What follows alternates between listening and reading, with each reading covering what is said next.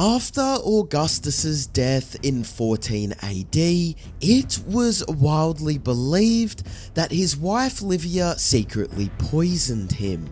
While this was ultimately deemed a rumour spread by his enemies, the truth may be even darker. Born in 63 BC as Octavius, Augustus was powerful from the start. His father Gaius became a Roman senator and the governor of Macedonia. But it was his mother Artia who really set him up. She was the niece of Julius Caesar, the de facto ruler of the Romans. More than that, Augustus was largely raised by his grandmother Julia, who was Caesar's sister. These connections would come in very handy. By the time he was in his late teens, Augustus was firmly Julius Caesar's pet, having fought with him on campaign and ridden next to him in a chariot at an official triumph celebration, a sign that Caesar thought of him as a son.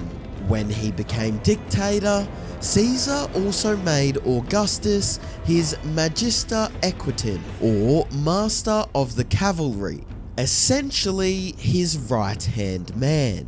But all this glory came at a cost. In 44 BC, while Augustus was away on officer training, calamity came to Rome. Julius Caesar was assassinated by a cadre of conspirators who believed he was gathering too much power. Suddenly, Rome's future, not to mention Augustus's, was thrown into chaos. As the slain Caesar's favourite, Augustus likely should have laid low for the next while. But that wasn't the way he did things. Against the advice of the officers he was training with, the headstrong Augustus sailed to Italy to find out anything he could about the way the chips were falling in Rome. He made a stunning discovery. In Caesar's most recent will, Augustus discovered that the late dictator had named him as his principal heir. Augustus's response was more complicated than you might think. At this point, Augustus had two choices: take up Caesar's mantle and accept that he might get assassinated too, or pretend he'd never learned of the will's contents and live a long, normal life, preferably far away from the centre of the Roman Empire. While some urged him to take up the safer option, his mother, usually so tense about his choices, told him to decide for himself. It was all the encouragement Augustus needed. In May of 44 BC, weeks after Julius Caesar perished, Augustus officially accepted his will and laid claim on all the political power this entailed. Knowing he had to act fast to shore up money and influence, he also demanded payment on hefty tributes that had been owed to Caesar, then used these sums to attract and pay a growing army of men at his disposal. By that June, Augustus was immensely well protected and immensely rich. Augustus wasn't the only power player in the vacuum that Julius Caesar had left in his wake. Mark Antony, a former colleague of Caesar, had already gathered significant political support and was looking to install himself as Rome's new leader. Antony struck out against Augustus, denying him funds, insulting him as low-born in public, and generally trying to curtail his burgeoning influence. But Augustus could play this game too. Augustus truly was the heir to Caesar, and he set about weakening Antony any way he could, including enticing away 2 of Antony's personal legions with the promise of better pay. The result was utterly satisfying. Before long, Antony had fled Rome for the province of Cisalpine Gaul, which he had recently designated as his own lands. But it was here that this internal feud turned into all-out war. Antony, despite his power base, had long been a thorn in the side of the Roman Senate, and he continued this over in Cisalpine Gaul.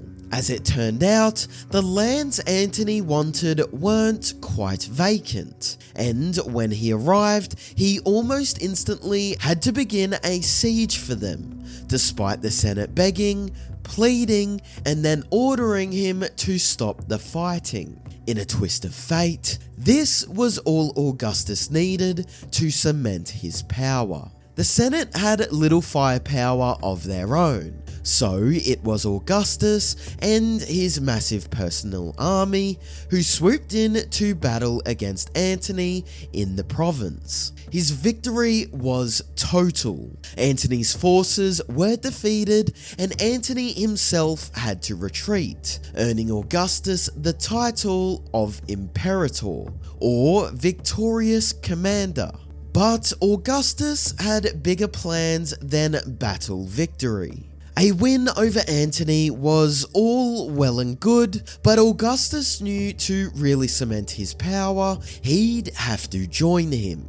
Their solution was almost unprecedented. Soon, he, Antony, and Antony's ally, Marcus Aemilius Lepidus, formed the Second Triumvirate, which granted them near absolute power over Rome as a trio.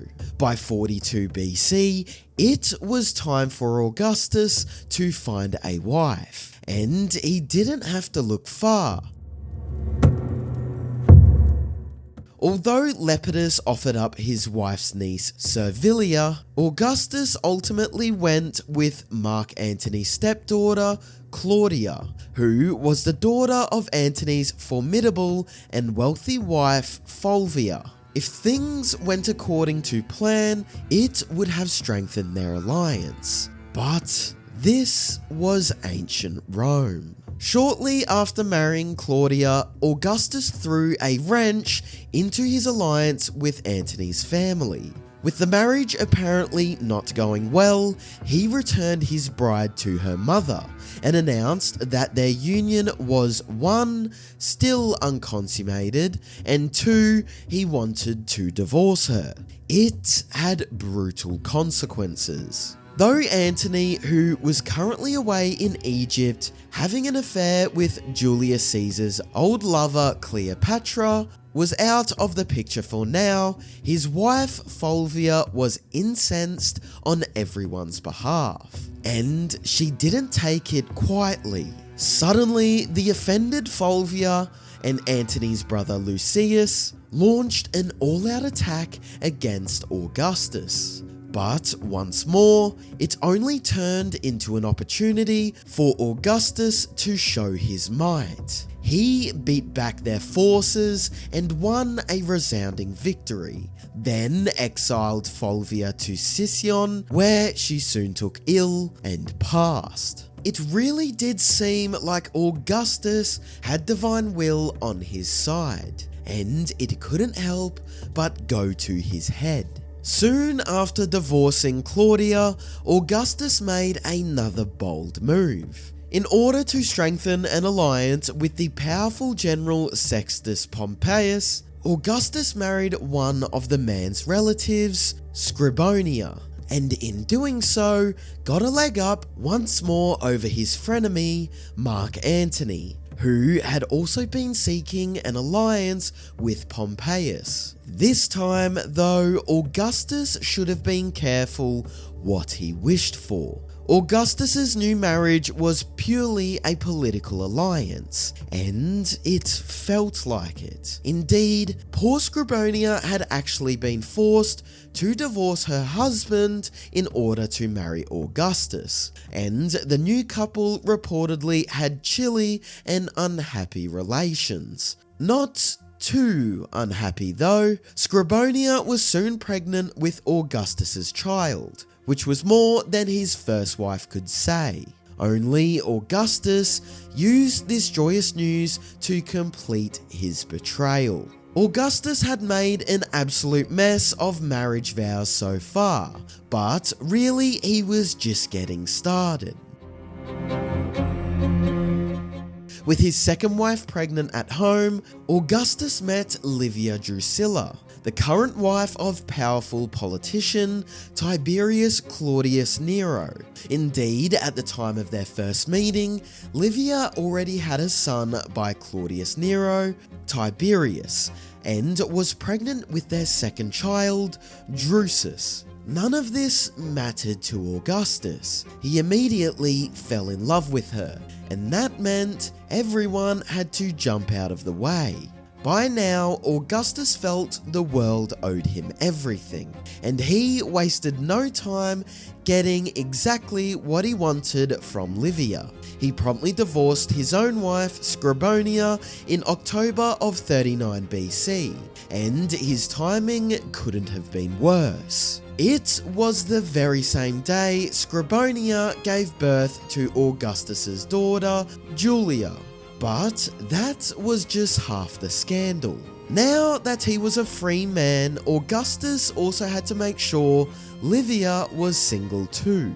So, when she was 6 months pregnant, he convinced her husband and father of her children to divorce her. Then, 3 days after she gave birth to her second son Drusus, he married her in a rushed ceremony just a few months after his own divorce went through.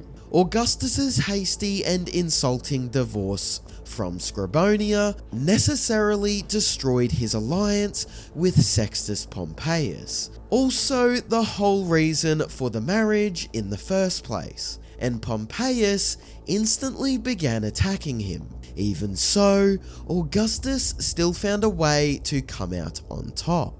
Augustus, Antony, and Lepidus, the whole triumvirate, went full force against the general, and their victory was resounding. In fact, Augustus emerged from the fracas more powerful than ever. After Lepidus tried and failed to go turncoat during the campaign, he was exiled from the triumvirate, and only Augustus and Antony were left in power. But this was a horrible idea. Augustus and Antony had always had a fraught alliance, and without the balance of a third person, their relationship quickly devolved into potshots and feuding. As the years went on, the tension only ratcheted up, with Augustus using Antony's relationship with Cleopatra, now 3 love children deep, as evidence he didn't have Rome's best interests at heart, and Augustus had more up his sleeve. Eventually, almost all of Rome was divided into pro-Augustus or pro-Antony factions. Then, Augustus played his ace in the hole. Augustus forced his way into the Temple of the Vestal Virgins, where Roman luminaries often kept their legal documents, and found and published Antony's secret will. Its contents destroyed Antony. Antony's will was everything patriotic Romans feared it would be. In it, Antony gave Roman territories to his sons by Cleopatra, plus laid out plans for a tomb for both him and the Egyptian queen. It was the final straw for the Senate, who revoked Antony's powers and declared war on Egypt in the name of Rome. Well, Augustus was there to pick up the pieces. For months, Augustus fought Antony's forces in a series of decisive naval battles that had Antony fleeing and his men defecting almost daily to Augustus. Finally, on August 1st, 30 BC, Antony conceded defeat in the most brutal way. Augustus's longtime nemesis fell on his sword, reportedly dying in Cleopatra's arms before Cleopatra did the same. Yet, even with Antony and Cleopatra gone, Augustus wasn't out of victims. Augustus was no longer a callow boy, and he made a vicious decision. Although he allowed 2 of Cleopatra and Antony's children to live, the Egyptian queen also had a love child by Julius Caesar, Caesarion, and Augustus couldn't abide the boy surviving and later threatening his power. Following the advice that 2 Caesars are one too many, Augustus had Caesarion killed, crushing the last link to his mentor. Augustus's path to power was now clear of opponents, but it wasn't free of danger. Augustus never forgot that Caesar had gone down for accruing too much power too fast, and he now built his own influence slowly, surely, and behind the scenes. He was also extremely careful to present himself as devoid of any ambitions toward dictatorship or monarchy. It was only a matter of time before a new title came his way. In 27 BC, the year that Augustus turned 36 years old, he achieved what Julius Caesar never did. He became, for all intents and purposes, the Emperor of Rome. That January, the Senate bestowed him the title of Augustus, meaning illustrious one or sublime. The title we still know him by, and indeed, the title all Roman emperors after him took. There was no triumvirate and there was no sharing power.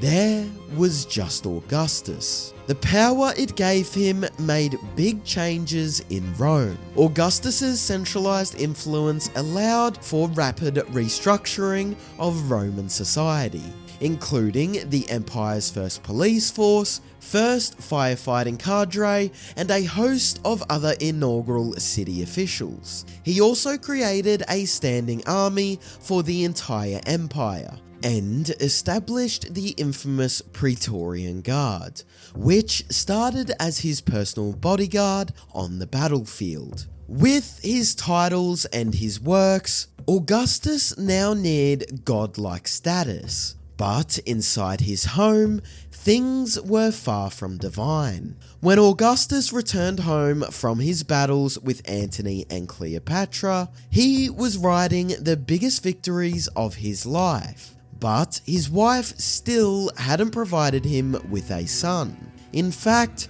she hadn't provided him with any children at all. Still, this was one marriage Augustus wouldn't leave. The new de facto emperor and empress of Rome had to change their succession plans. In 4 AD, Augustus called his stepson Tiberius to Rome, and officially adopting him, choosing him as his successor once and for all. Then he laid it on thick. He granted Tiberius the powers of a tribune and a proconsul, and lauded him with various titles and awards as his official heir. But all reigns must come to an end. In August of 14 AD, the 75-year-old Augustus passed while visiting the city of Nola, turning Tiberius into the next emperor. According to both Tacitus and Cassius Dio, Augustus didn't have a natural demise. At the very end, his wife Livia poisoned him with fresh figs. Although some view this supposed event as a rumour spread by Augustus's enemies, there is a more chilling possibility. Livia, always steadfast, may have poisoned Augustus, who had been suffering from health issues for years, at his own request. Ever fixated on his image, Augustus may have wanted to control the timing of his demise. Augustus blazed a path in Rome that would continue on for centuries, and he did it by shoring up money, consolidating power, and playing the pitch-perfect part of a humble administrator. That is, when he wasn't destroying marriages for the sake of his own blighted succession. For all that, it worked. As he boasted on his deathbed, "I found a Rome of bricks, I leave to you one of marble." Thanks for watching History Exposé. If you love uncovering the best stories in history, hit like and subscribe to keep exploring with us. Don't forget to visit our main page, Factinate, for more incredible facts about everything.